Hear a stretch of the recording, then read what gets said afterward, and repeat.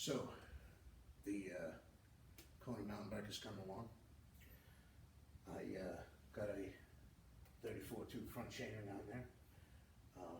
Homemade chain guard. This was just a gear I cut the teeth off of. Cog set's a little small. Normally when I build these, one bys, I like to use slightly larger rear cogs. But with the COOF disrupting supply chains, the 28 was the largest I could get.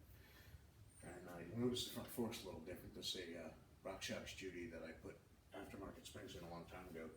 What happened was the air shock that was on there wasn't holding air. Go figure. But works good, and really loving this thing. I did want to talk about aspects of doing this sort of a setup on a bike that you should be a little worried about. A lot of people will look at something like this and say, "Oh, you just took the two front gears off," and that's.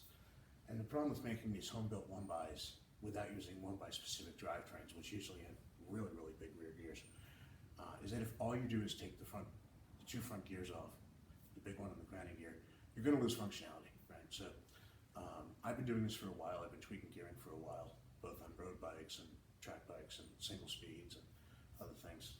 So I'm pretty good at setting up gearing. Like I said, the gearing on this isn't ideal because I couldn't get the cogs that I needed, but supply chain interruptions is what it is. What it is.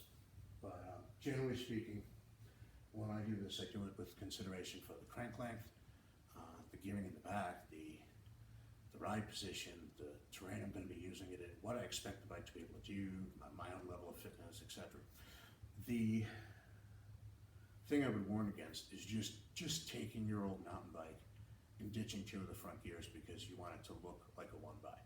Because if you do that, you're going to lose a lot of functionality.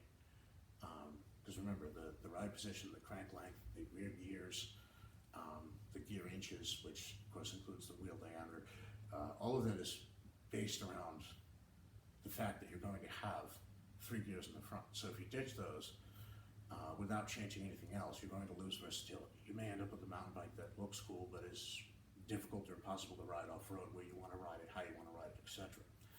So what I would advise is, if you're going to do this, like I said, I've been doing this for a while. Figure out your gearing, figure out what you're going to do. Don't just ditch the two front gears. And in point of fact, the reason I started doing this on a couple of my bikes, my yellow one has a similar setup, is basically because I got my hands on more mountain bike frames than I had parts for. I was on a low budget, and I was like, how do I make this work with what I had? I didn't have triple sets of front chain rings, front derailleurs, etc. So, if you're going to do it right. Do it with consideration for all the variables involved. Don't just ditch the two front chain rings because you think it looks cool, because you'll end up losing versatility of the bike. So, but yeah, the Kona's coming along. It's basically done, and I am actually very happy with this. I did take it off-roading the other day because most of the trails are closed. I basically just rode it along a double track along the power lines, but handled it with a plum. Can't wait to actually get out to the woods proper. Hopefully be able to do that soon. And yeah, that's the Kona Explosive rebuilt.